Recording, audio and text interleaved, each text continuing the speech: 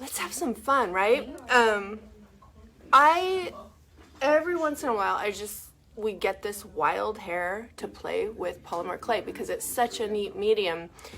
And over the weekend, just for fun, we were like, let's play. Let's just play. It's been like a year since we did that faux carved turquoise live and then a short tutorial. Now we've got like twice the amount of molds, and what honestly inspired me was these are Trimmings 1 and Trimmings 2. And we were like, oh my gosh, these will make amazing bangles and jewelry, and they do. And they do. This is the faux carved turquoise. I did this fantasy jade with just this marbled through. So the first thing I'm going to do is show you, and I'm not going to deep dive on this, but because it's important, I'm going to show you it, and that is conditioning the clay. This is an inexpensive, I think you can get them around $20. You don't have to have them to condition your clay, but it makes it a lot easier on your hands, and so it's what I do. And then I've got this little craft mat that I tuck in here because that helps kind of contain it. So I actually usually use Primo, but this is all I could get for demonstration. So I'm going to demonstrate with this, and you're going to find that the different brands and like kind of sub brands or types have different hardnesses. You need some scissors. Now I am again, we are not polymer clay experts. We've figured it out how to make it work for us and how we use it and are happy with that. Blue bottle tree. The way actually Josie figured that out, and I dabbled in it a little bit, is to go to some polymer clay Facebook groups. You mean the conditioning? Yeah. Yeah, well, yeah. Just working with polymer. Yeah, exactly. There's some great polymer clay groups to join, and then Blue Bottle Tree, I think it is, has awesome site, and she's a super good expert. Like, I never would have known about the conditioning. Yeah, and it's really important. hard to work with it. So I started on 0 on this setting here, and I was able to, as you saw, let me go ahead and put this back through. It's thicker. I was able to, just keeping light pressure on here, slowly do that, and it will pull it through. The harder ones are a little trickier, and you might need to cut it into slices that are a little thinner in order to make that work. Yours is so clean. Mine's gets really so now I'm dirty. going to go, my kids use it. Go up to here. And this is just for demo. So I'm making the opening thinner and thinner and then doing it. And that's particularly good when you're mixing colors. So let me show you. I'm going to take this white, and I'm going to take some of my pre-mixed. I've already mixed this and conditioned it, and I'm going to take some of this with it. Let's start with it on our thick one again to get them together. Okay, and now, dooby-dooby-doo. It's really when you start getting your thinner settings that you'll see it really mix up. So let's take this and let's move to 3 and see. And then when you get it to the really thin, it really mixes it, really mixes it. So now let's go down to 7, and it's going to come out really thin. Another thing you want to be aware of is bubbles, because you don't want bubbles in your finished pieces. And so the techniques you use for this, being aware of bubbles and eliminating them. So like there's a bubble there that will most likely get squished out when I go through here.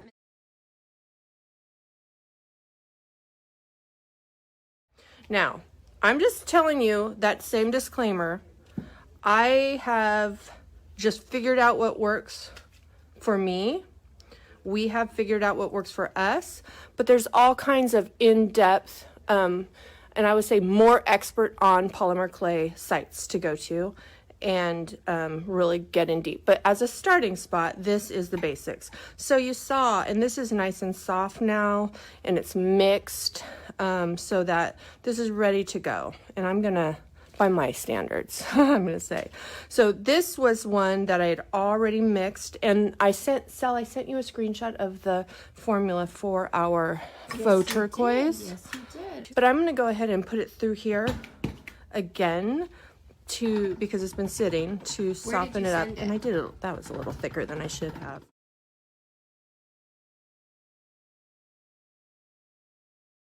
Two and a half turquoise to 2 white, a half, so 0.5 wasabi, a quarter black. That is the formula. So remember, I will get on there and post that. Each of these blocks are 2 ounce blocks, so it makes it kind of nice because that makes each of these a half an ounce. Half, 1, 1.5, 2. Okay, so I tried to make the formula in such a way that it made it easy because you're working in segments that make it easy to divide this up for a formula. There's different ways and different results. For the kind of faux turquoise, the way we do it is to get the balls all, we're tearing off little, I would say pea size would be the biggest balls.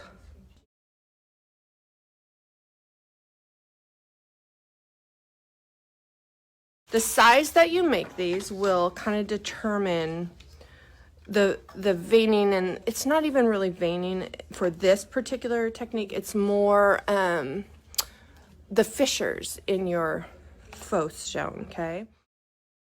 There's 2 different factors, and we'll go into that a little bit, but you can also use a food processor. However, I find that I just prefer doing this. But by the time you figure like you have to have your stuff colder for the food processor, otherwise it'll, you know, want to ball up like dough. All right, we're getting close to enough here. Okay, so now we are going to take, I'm going to show you, I'm just really going to do like that much, okay?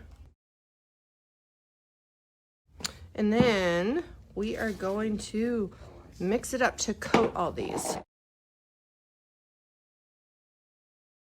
This is Grumbacher, but any artist acrylic will do. I like the artist acrylic more than the craft acrylics, and here's why. We want less moisture and more pigment density for this because we don't want to introduce more moisture than is necessary. And this is raw umber. Yes, I find that the raw umber is really where it's at for this. It really gives the turquoise a realistic look. So now it kind of looks like it went from turquoise pebbles to kind of cocoa pebbles. Okay, so we don't have much left. It's very nicely evenly coated. That's good stuff. All right, so now we are going to kind of mush it into a mound a little bit. And there's different ways to do it. The way I've kind of found that I really like, that I've evolved from, is getting your piece together, okay, and not kneading it onto itself because you don't really want to mix it up, but kind of mushing it a little bit ahead of time and rolling it into the size you want. I find that you only need about this much of it.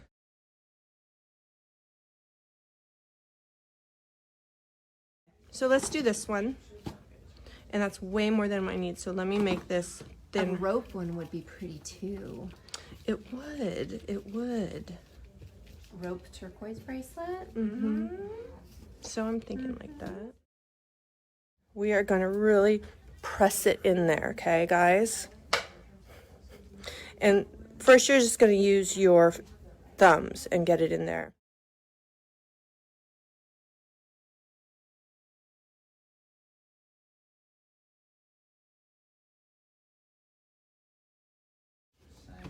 this, okay? And this is gonna just kind of help you flatten it, but you do need to be aware because this is a little, not sticky, but tacky. So you can end up like pulling it out and pushing it back down, and you don't want that because what will happen is you will flatten and kind of double image your detail. So you want to be slow and see that it's not lifting it, but see it's really flattening that out. And because there's a micro rim on there, it's kind of just a little bonus. So I'm going to add a teeny bit more in here. What is the purpose of the little balls? Just to mash together again? And I was going to tell them, correct me if I'm wrong, it's to create the veining. Exactly. So that you get that veining in like you would in real turquoise. Right. Exactly. So let me take one of these older pieces. A great example of it. Okay. Yeah. So what happens is... That is so pretty. Isn't it fun? Yes. What happens is... those balls have a coating of the paint on it, and depending on if you mix it all up, it'll end up looking more like marbliness. But if you don't, you'll get those kind of fissures are highlighted very subtly. Yeah. Another question.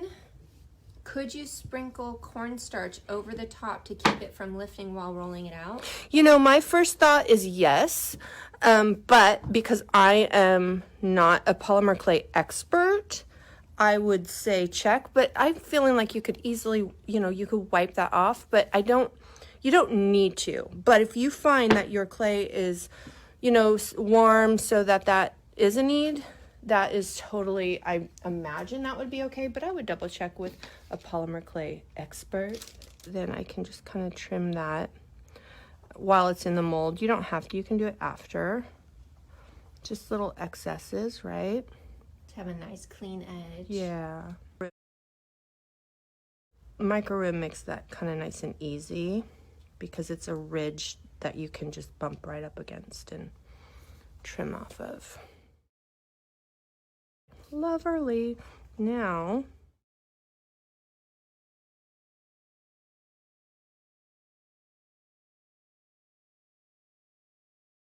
how pretty. Oh, look at that. Pretty that is. That is gorgeous. Now, I love that border. I know. That, same. I missed that when I was looking at right, the you mold. don't see it in the mold as much. It's not as easy to see. But isn't that beautifully? So it's gonna look different when we sand it. It actually the sanding is the spot, it pops, it removes some of the surface stuff and reveals the more subtle veins in the turquoise, in the carved turquoise. Isn't that gorgeous? So what I do is I kind of do this to gauge where I want it, and I leave a little excess, right, because I don't want it tight, and then I kind of estimate. So I'm going to use this, and I'm just going to do this, boom, okay, and then I might say, oh, I want to bevel that edge.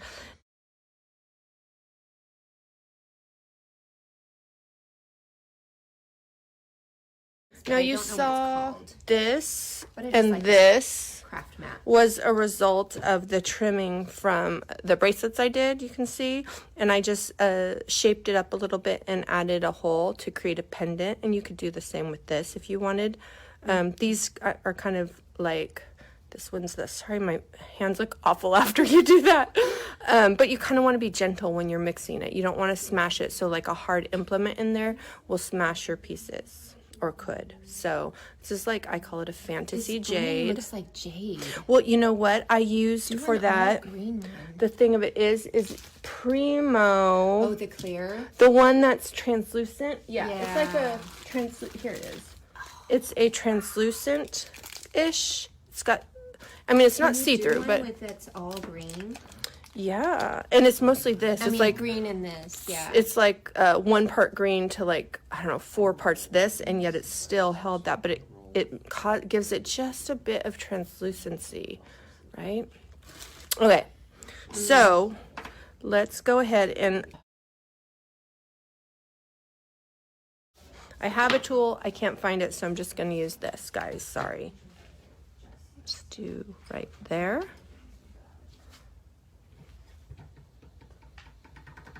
And right there. Like making. I love making things. Yeah, see. So, and I haven't figured out how I want to do this, but I wanted, wanted to put that in there for the staging and the photos, and I feel like it's a really pretty. I really liked mine, so Josie gave me the cream colored bone one, and I like the way that the dangle hangs there. It's kind of fun, isn't it? Yeah, it is. It's kind of got a boho feel. Yeah, exactly. So then you can like bring that kind of tied up and pull that. Isn't that fun? Okay, so that is the same material in a different color. And it's really, a lot of times you're going to expect it to be like rigid, hard, rock hard. It's not. It's got flex to it even after it's baked, according to the instructions.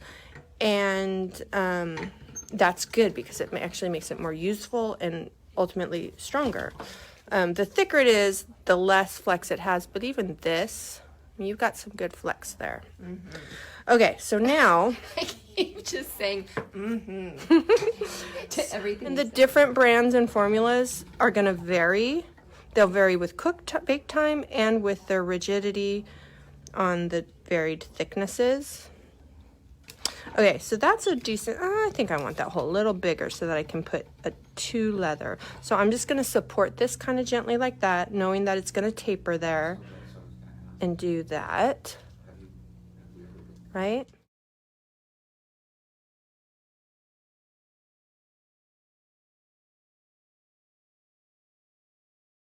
We're just making some stuff.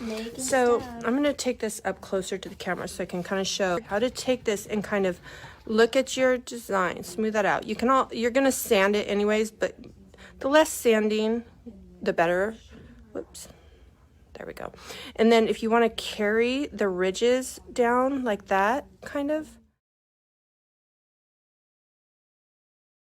And you kind of just carry that down, and that's going to, whoopsie doopsie, blend it. There are forms, like I said earlier, and forms would be like kind of the easy button. You can make forms with like a can that you've kind of ovaled down.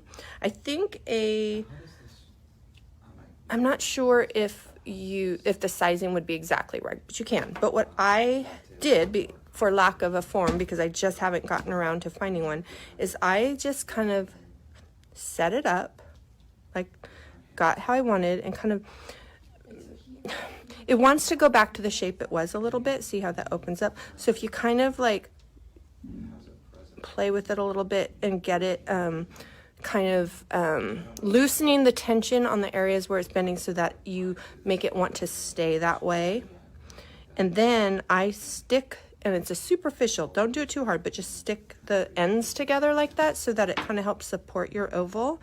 And then give it an eye. Check your sides. Like on this one, I noticed it's a little, okay, there we go. It's a little bit bent in one way. No big deal. It's still totally comfortable, but you can see I could have spent a little more time and attention on that. Now, I have found that even without a form, I'm able to, it doesn't slump, okay? Different brands, though, are different, and some may slump.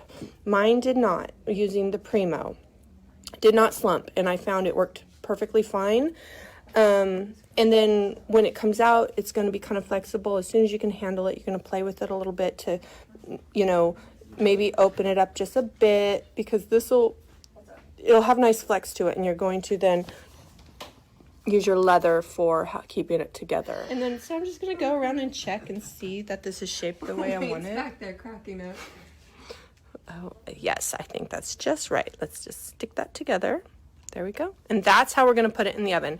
And we would go 275 for the Primo. It's 30 minutes per 1/4 inch. So I'm thinking our thickest parts of this are more like a 1/2 inch perhaps, or in between. So I would go 45 on this. These would take less time. So honestly, I'm not sure if you'd be better off. These, I would say you would do 30 minutes because you're still at a 1/4 inch there. You might do in different batches. However, from what I've gathered, there's a lot of forgiveness in the time. Here's one that has not been sanded, and it's been baked and taken out of the oven. This I would put on, I mean, you could use this without a support. I was thinking earrings, I don't know. But even though it's like, you could break this, like if you gave it enough bend. Not that reality, who like gets their earrings and says, how strong are these? So whereas this, like, it's thick and stubby, you're not going to be able to. A lot of people make to sell. If you were making to exactly. sell them, you would be cognizant of that. I would say, Look at that. oh, that's so pretty. Isn't that pretty? It is. Oh, you know what? So I forgot to do the step. the step with the balls. So, oh well. Yeah. I'll do that next time. Yeah. That's important. So I'll do that with this next one. I've got so yes, exactly. So what I would say, if you want to use the keyholes to make like earrings, what I would do is and you can do that, you can twice bake these guys. So like even right now I could like roll out an even thin layer and then fuse it to this and rebake it to give this added strength. But if you do it in the first step, you can, let's just put it back. Oh, is that the one? It is, but you see when you take it out, it stretches. So anyways, let's just pretend that's in there. And I would add a layer on that and kind of dome it up just a smidge so that it's a little thicker. I mean, this is a really nice thickness, but it's got so much detail and contour that it could be a little bit vulnerable. Okay, so same with the butterflies. Like I did a butterfly, but I'm like, it needs more support. Oh, look at this thing I did too, guys, for a cuff. Isn't this, so this is this one. So a cuff, okay? And I haven't decided if I want to drill holes and do leather straps or mount it on a leather band, the thick cuff type, okay? But what I did is I made it so it's curved and comfy for my wrist, and I used foil I bunched up and made a form so that when it baked, it would be supported exactly how I wanted it. When you cook in your oven, the polymer clay actually lets off toxins. So to get a small craft oven and use it outside. I did notice once when I cooked in my oven, it stunk up the house. Great point. This little Dremel set that I did get and sandpaper. So I'm going to sand that and I'm going to show you the cool Dremel thing. Let me grab a sanding block. Medium to fine sanding block will do. So let me show you. This has been baked. I'm going to sand this back part so you can see what I mean about when you get it off the surface.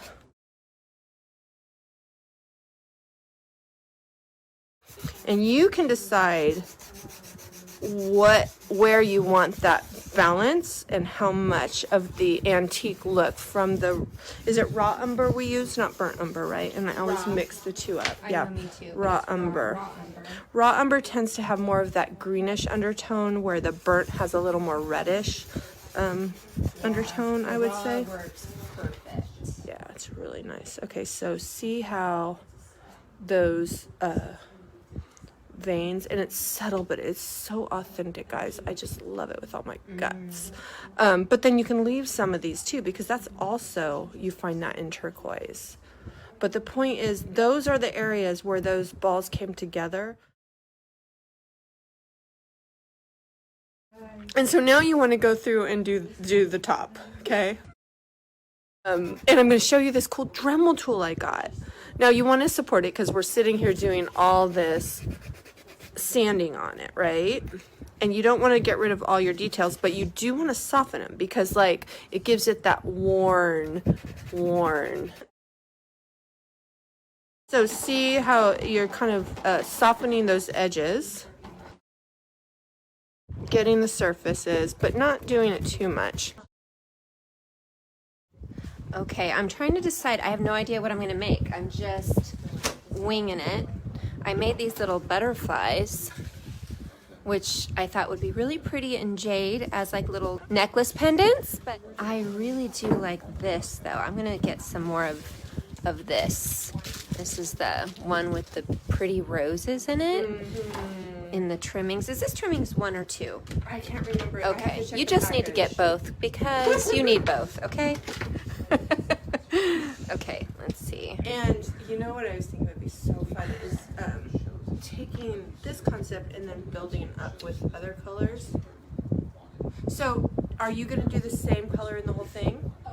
I'm actually just doing a pendant, and I'm doing a raw edge. Okay, so start without the roller. Get it all mashed into place. Okay.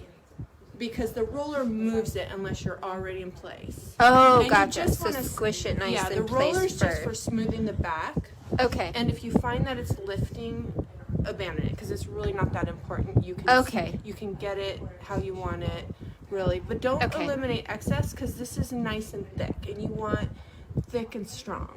Okay. Or I should say, don't spread it out too thin. Okay, got it. This is so fascinating. Ooh. Oh, isn't it fun, guys? This is gonna be jade. I love green jade. Linda at Seaporium. Linda D'Antonio. Look at that detail, guys. I bought last year this little Dremel, and I like it because it's smaller than a normal Dremel. So it's easier to use. It's more comfortable in my hand.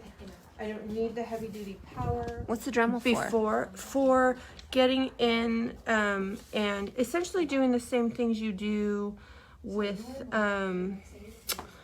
sanding, but going in and having a little more control for the tighter spots. Gotcha. And you can kind of achieve a little bit. But if you don't have a Dremel, you don't need it. That's kind of an extra. Yeah, to really make it shine. You don't have to have it. Okay. But a lot of times people have, especially crafters, have Dremels of some sort already. Yeah. And so, Josie probably already said this, but when you're taking demolding, you want to flip your mold upside down and really, really let the mold do the work so you're not warping your design. Yeah. So you gently use your fingers to coax it out. Yeah. And there we go. Isn't that pretty? Can't wait to see these little delicate butterflies. You're just a delicate butterfly. Just a delicate butterfly. Okay, I'll let you get in there. Okay, let me get, so this is just super fun. And again, not necessary, but it's got, all the things. But what I love most about it is it's little. It is nice at Home Depot. The model, in case anybody's interested, is the 2050. And so the cord's lighter weight, and it's comfy in the hand and little, and I like it. So I have been using this one. However, there's softer ones that you can get. This particular set did not have it, and I just went with what they had. So I'm going to put this bad boy in there, holding the lock down.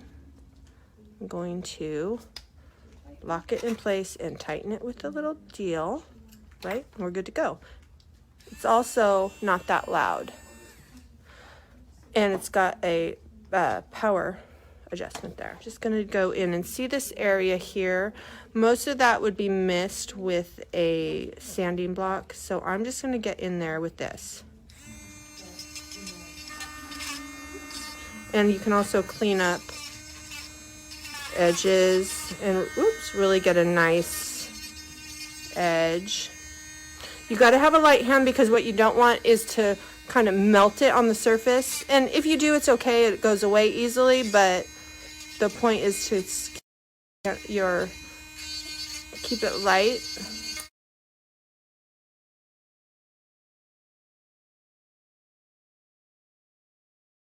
And then also little spots like this, you can get in and kind of do cleanup and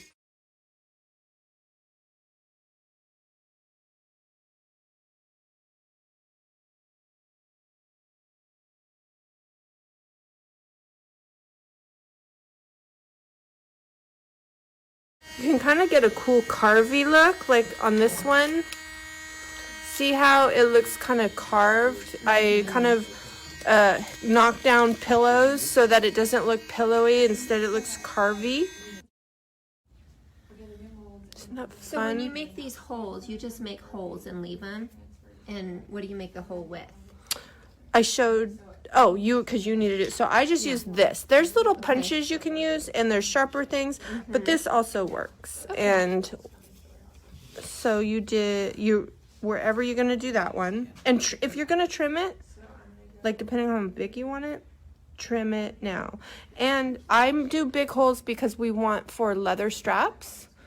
I want it to be able to go 2 pieces through to get that loop. But if you're using metal, it might be a smaller hole that you want. Yeah, it probably would be actually a really tiny hole. I just used a toothpick at home. Yeah.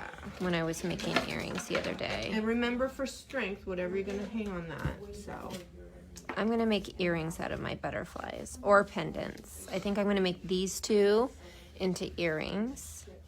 So I'll dangle them from a wing.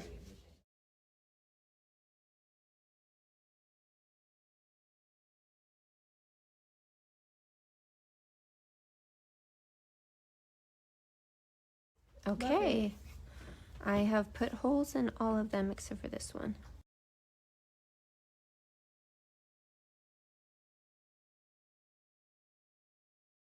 Okay, I think we're good. Yeah, we've got them ready to bake. And will we? Sorry, will we? she messed up mine. I didn't. I'm It's gonna fine. fix it. It's I'll fix her.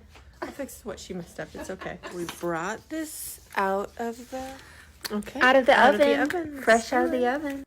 Okay, so this is out. You can see if you have a form, you're gonna get it more perfect. This is a little like that, but it doesn't bother me so much. Let's sand these bad boys. Okay. I'm just gonna start sanding my little bracelet. I'm gonna show you on this the difference it makes when you get in there, start sanding. Okay, this is a medium grit, and this will soften the dimensions just a bit and start to eliminate the excess brown from the acrylic that we added.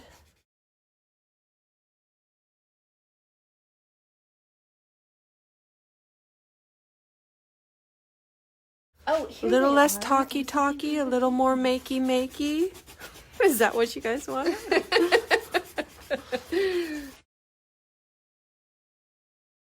You're also going to want to go around in any rough edges to make sure it's comfy on you when you're, it's like there's no rough spots or anything like that. And that's pretty easy.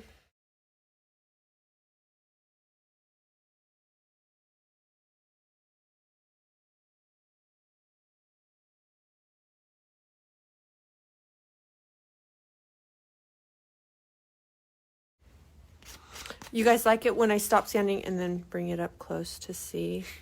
You like? You like? I definitely see how, had I made the back a little more flush, the sanding would have been easier, like yours. I was kind of lazy and in a hurry, smooth. so I just used my fingers. So this is before, and then, is this boring for you guys watching us just sit here and sand? What are we showing them exactly? We're showing them just how you finish your piece when you use this technique. So I tend to use 2. I tend to knock it down with this, but then get in with this. The Dremel? Yeah. I'll let you use it too. Yeah, let me use it. After I'm done. I'm going to smooth these edges so there's no rough spots.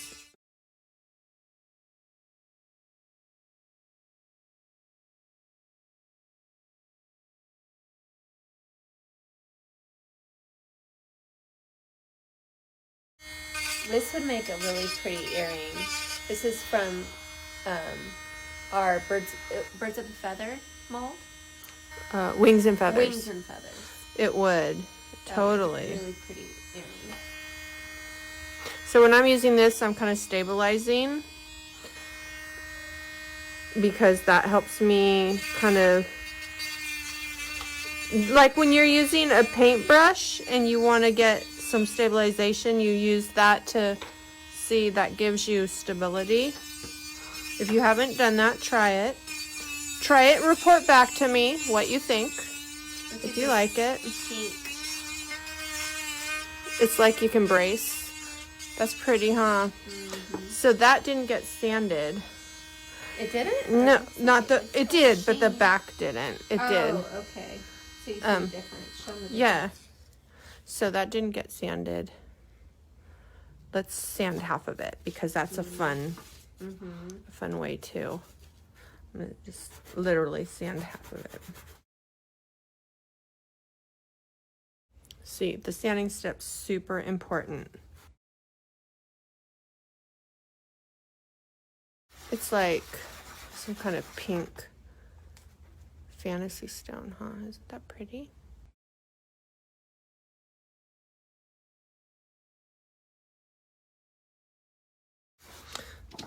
Okay, so this is essentially done, except for to seal it.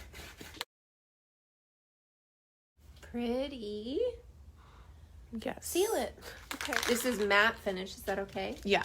Okay. And actually, this kind of soaks it up. So you would do two.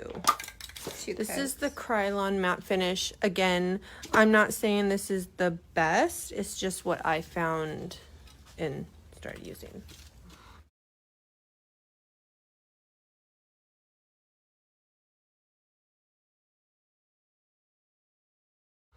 And that's when it pops. Ooh. Yes. That'll matte down a little bit, but That makes the biggest difference. Right? I was looking for a little sheen. okay. Anywhoozy. This stuff dries really quick. My jade just didn't get pretty. I'm not Let me pleased. see. Let's look at the color difference. So What? this is a Oh, shade. It's the it's the same. same. It's the Okay, same. I think okay. that it's just is going to take you some time. Yeah, and let me Just really- I just need a shine. Well, let's do this step. I did already. All of it? Okay. I, So I feel like there's darkness on there. Okay, well go ahead and lighten it up.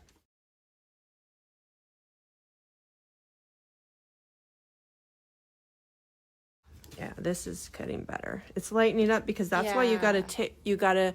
There's a film of that umber on there that you gotta knock off your surface. Okay, go ahead. Go on outside. That's really pretty. Okay. Yeah, that's really pretty. It is. I like it now. I like it. And I'm going to make earrings out of these ones. I'm going to make earrings, guys. You'll that see would me be really wearing pretty. these probably tomorrow. That would look at your color of your blouse.